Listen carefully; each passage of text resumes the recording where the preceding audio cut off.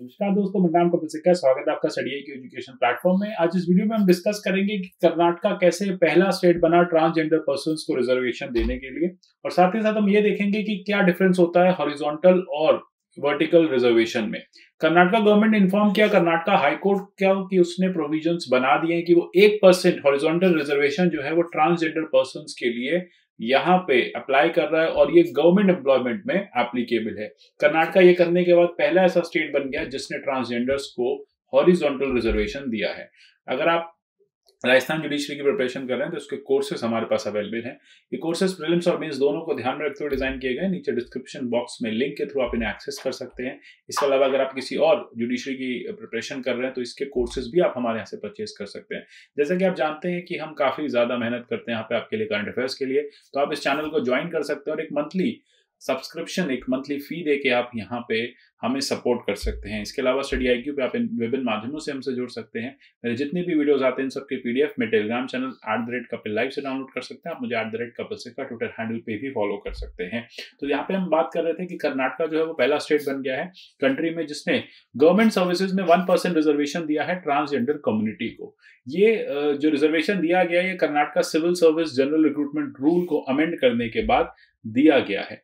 अब यहाँ पे इशू क्या था, पहले ये समझ लेते हैं कि स्टेट गवर्नमेंट बेसिकली रिक्रूटमेंट के रूल्स को अमेंड इसलिए कर रही थी क्योंकि अभी इसके रिक्रूटमेंट के प्रोसीजर को लीगली चैलेंज किया गया था। अभी हाल ही में पुलिस कांस्टेबल्स की रिक्रूटमेंट चल रहा था, भर्ती चल रही थी, और यहाँ पे उन्होंने इस ट्रांसजेंडर को एज अ सेपरेट कैटेगरी नहीं माना था और इनको एट पार रख दिया था मेन और वुमेन में। इसका मतलब यह है कि जितने भी ट्रांसजेंडर कम्युनिटीज थी वो बिना रिजर्वेशन के ही मेन कैटेगरी या वुमेन कैटेगरी से यहाँ पे इस रिक्रूटमेंट के लिए लीड कर रहे थे।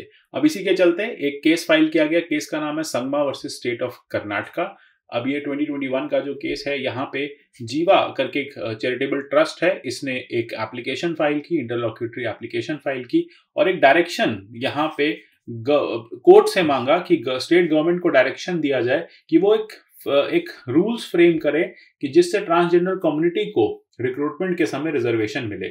और ये जो रिजर्वेशन है post of special reserve constable force या फिर बैंड्समैन, जो भी वहां पे कांस्टेबलरी के लिए जो जॉब्स आई हुई थी, जो वहां पे पूरा जॉब्स का प्रोसीजर चल रहा था, उसके चलते उस पूरे के पूरे अपॉइंटमेंट में यहाँ पे सिलेक्शन प्रोसीजर में यहाँ पे रिजर्वेशन होना चाहिए। तो ये सारी बातें रखी गई थी कोर्ट के आगे, और कोर्ट ने यहाँ पे स्टेट गवर्नमेंट से पूछा कि आप रिजर्वेशन क्यों नहीं दे सकते। तो स्टेट गवर्नमेंट ने फाइनली रिप्लाई किया कि हाँ, हम बिल्कुल रिजर्वेशन देंगे और अब हम हॉरिजॉन्टल रिजर्वेशन देंगे। तो देश में और जगह भी ट्रांसजेंडर कम्युनिटीज के लिए रिजर्वेशन है। अब कर्नाटका पहला ऐसा स्टेट बना है जिसने स्पेसिफिक कैटेगरी बना के रिजर्वेशन दिया है। इससे पहले तमिलनाडु भी ट्रांसजेंडर पर्सन्स को रिजर्वेशन दे चुका है, लेकिन वो एक स्पेसिफिक कैटेगरी बना के नहीं दिया था। वहां पे ट्रांसजेंडर कम्युनिटीज को मोस्ट बैकवर्ड क्लास के नाम पे रिजर्वेशन मिल गया था, यानी कर्नाटका का ओबीसी, या बाकी देश में भी इसको ओबीसी मानते हैं। तो आप ये समझिए कि पहले ट्रांसजेंडर्स को और जगह पे ओबीसी कैटेगरी का स्टेटस दिया जाता है और ओबीसी रिजर्वेशन मिलता है। लेकिन यहाँ पे क्लियरली कर्नाटका गवर्नमेंट ने एक हॉरिजॉन्टल क्लास बनाई है, एक सेपरेट क्लास बनाई है रिजर्वेशन के लिए। अब हम यहाँ पे देखते हैं कि इससे पहले की कौन कौन सी सुप्रीम कोर्ट की जजमेंट्स थी जो बात करती हैं इस तरह के रिजर्वेशन के प्रोसीजर पे।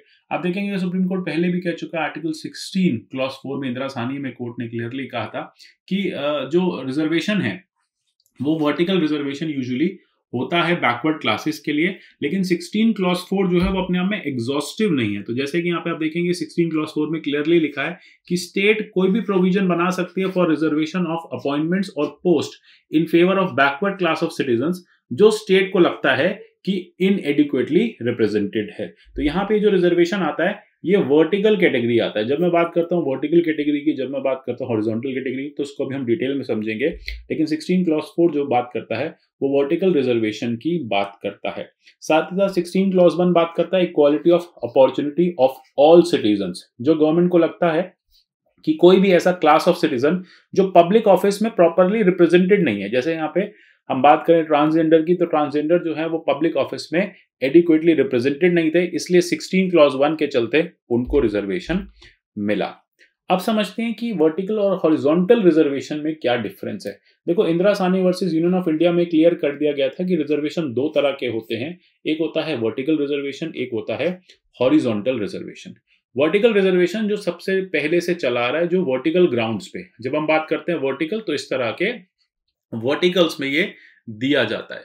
तो वर्टिकल में जैसे ये एससी हो गया, तो जितने भी एससी कम्युनिटी के लोग हैं सबको रिजर्वेशन मिलेगा। एसटी कम्युनिटी के लोग हैं उनको रिजर्वेशन मिलेगा।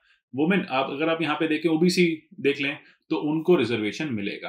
तो यहाँ पे एससी एसटी ओबीसी की रिजर्वेशन की जब हम बात करते हैं तो वो हो जाता है वर्टिकल रिजर्वेशन। यानी वर्टिकल रिजर्वेशन जो है वो सोशल रिजर्वेशन भी कहलाता है।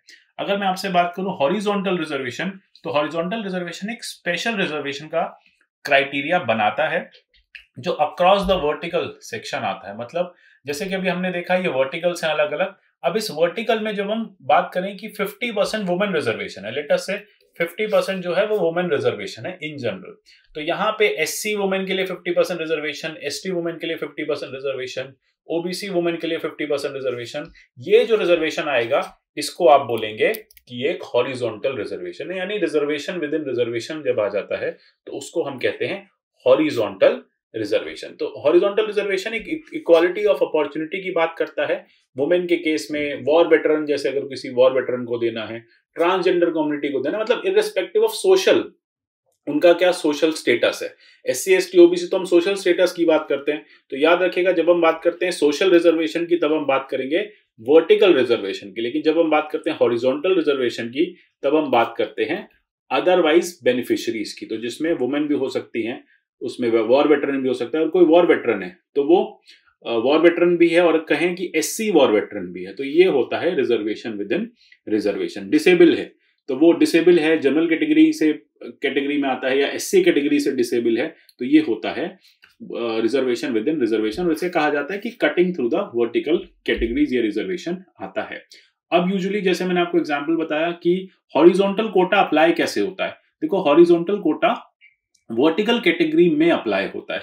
जैसे मैंने अभी आपको बताया 50% वुमेन रिजर्वेशन है, तो फिर 50% एससी, 50% एसटी, 50% अनरिजर्व्ड वुमेन, सबके लिए यहाँ पे अपने अपने स्फीयर में, जैसे कि हम बात करें कि 50% ओबीसी और 50% वुमेन रिजर्वेशन है, तो टोटल सीट्स का जो जैसे हम ओबीसी रिजर्वेशन की बात करें कि 27% ओबीसी रिजर्वेशन है, तो 27% की आधी सीट्स जो होंगी वो ओबीसी वुमेन के लिए रिजर्व कर दी जाएंगी। तो इसे हम कहते हैं यहाँ पे हॉरिजॉन्टल रिजर्वेशन। तो इसी तरह से कर्नाटका गवर्नमेंट ने ये जो रिजर्वेशन दिया है, ये रिजर्वेशन हॉरिजॉन्टल इन नेचर दिया है। मतलब अगर वो ट्रांसजेंडर पर्सन ट्रांसजेंडर भी है और एससी कम्युनिटी में भी है, तो उसको एससी वाली सीट में 1% सीट्स उसके लिए रिजर्व की जाएंगी, लेटेस्ट से। या ओबीसी भी है तो 27%, अगर यहाँ पे ओबीसी रिजर्वेशन है तो 27% में 1% सीट्स जो हैं वो रखी जाएंगी ओबीसी ट्रांसजेंडर के लिए। तो इस तरह से ये रिजर्वेशन अप्लाई होगा, और इस तरह से हॉरिजॉन्टल रिजर्वेशन जो है वो काम करता है। वर्टिकल रिजर्वेशन कॉन्स्टिट्यूशन में मेंशन है, हॉरिजॉन्टल रिजर्वेशन भी आपको आर्टिकल 15 क्लॉज 3 से मिल जाएगा, जहां पे बात की जाती है कि स्पेशल प्रोविजन बनाए जाएंगे। लेकिन इसको हमने बहुत लेट स्टार्ट किया, हॉरिजॉन्टल रिजर्वेशन जो है बहुत लेट प्रैक्टिस में आया, वर्टिकल रिजर्वेशन जो है वो कॉन्स्टिट्यूशन के साथ प्रैक्टिस में आ गया था। तो यहाँ पे जो भी पर्सन रिजर्वेशन के लिए एलिजिबल है उसको अकॉर्डिंगली उस कैटेगरी से रिजर्वेशन जो है वो मिल जाता है। अब एक बात और हमें देखनी है, हम बात कर रहे हैं काफी लंबे समय से ट्रांसजेंडर की, तो हम समझ लेते हैं कि ट्रांसजेंडर कौन होते हैं, क्या डेफिनेशन है इनकी। हाल ही में आपको याद होगा transgender person protection of rights act 2019 को पास किया गया था। यहाँ पे ऐसा कोई भी ऐसा पर्सन जिसका जो जेंडर है वो उसको जेंडर असाइन्ड एट बर्थ से मैच नहीं करता, सेक्स असाइन्ड एट बर्थ से मैच नहीं करता। लेट अस से सेक्स असाइन्ड एट बर्थ, जब वो पैदा हुआ तो वो मेल असाइन उसको हुआ है, उसको गॉड की तरफ से वो ऊपर से मेल बन के आया है, लेकिन वो कहता है कि नहीं, मैं अपने आप को असाइन करता हूं, अपने आप को मैं अलाइन करता हूं वुमेन कैटेगरी से, तो फिर इसको हम बोल देंगे कि ये एक ट्रांसजेंडर पर्सन है। मतलब ऐसा कोई भी पर्सन जिसका एक्चुअल जेंडर और उसका जो कंसीव्ड जेंडर हम बोलेंगे, और उसका जो एट्रीब्यूशन है वो दूसरे उसकी तरफ आ जाता है, दूसरे सेक्स की तरफ आ जाता है, तो वो पर्सन ट्रांसजेंडर हो जाएगा। तो ट्रांसजेंडर की इसमें ट्रांस मेन हो सकते हैं, ट्रांस वुमेन हो सकती हैं, पर्सन विद इंटरसेक्स वेरिएशंस, ठीक है। तो साथ ही साथ जेंडर क्वीयर्स हो सकते हैं, person with socio cultural identities, जैसे कि किन्नर की बात करें, हम हिजड़ा की बात करें, जो हिजड़ा होते हैं, तो ये सब जो होते हैं, ये सब हाल ही में 2019 के एक्ट में इनकी जो एक क्लियर कट डेफिनेशन है वो यहाँ पे दी गई थी, ठीक है। और अभी इनको काफी स्टेट जो है ओबीसी में रिजर्वेशन दे रही है, ओबीसी मान के रिजर्वेशन दे रही है, जैसे अभी हमने तमिलनाडु का केस देखा। लेकिन कर्नाटका की जो जजमेंट है, ये एक देश के लिए एक राइट डायरेक्शन प्रोवाइड कर सकती है, एक तरह का सेटअप प्रोवाइड कर सकती है, जिसमें ट्रांसजेंडर को एक सेपरेट कैटेगरी मान के एक रिजर्वेशन विद इन रिजर्वेशन जो है, यानी हॉरिजॉन्टल रिजर्वेशन जो है यहाँ पे दिया जाएगा। तो ये काफी सराहनीय स्टेप हम कह सकते हैं, जिससे ट्रांसजेंडर कम्युनिटी का एडिक्वेट रिप्रेजेंटेशन होगा गवर्नमेंट सर्विसेज में, तो उनको भी गवर्नमेंट सर्विसेज में एडिक्वेट रिप्रेजेंटेशन यहाँ पे मिलेगा। तो इस टॉपिक के लिए हमें इतना ही जानना था। आशा करता हूँ टॉपिक आपको अच्छे से समझ में आया होगा। UPSC IAS pre cum mains के स्मार्ट कोर्सेज हमारे पास अवेलेबल हैं फ्लैट 50% डिस्काउंट के साथ। studyIQ.com या हमारी ऐप से आप इसे डाउनलोड कर सकते हैं। मिलते हैं अगले ऐसे के सेशन में, तब तक के लिए good bye, take care and God bless you all.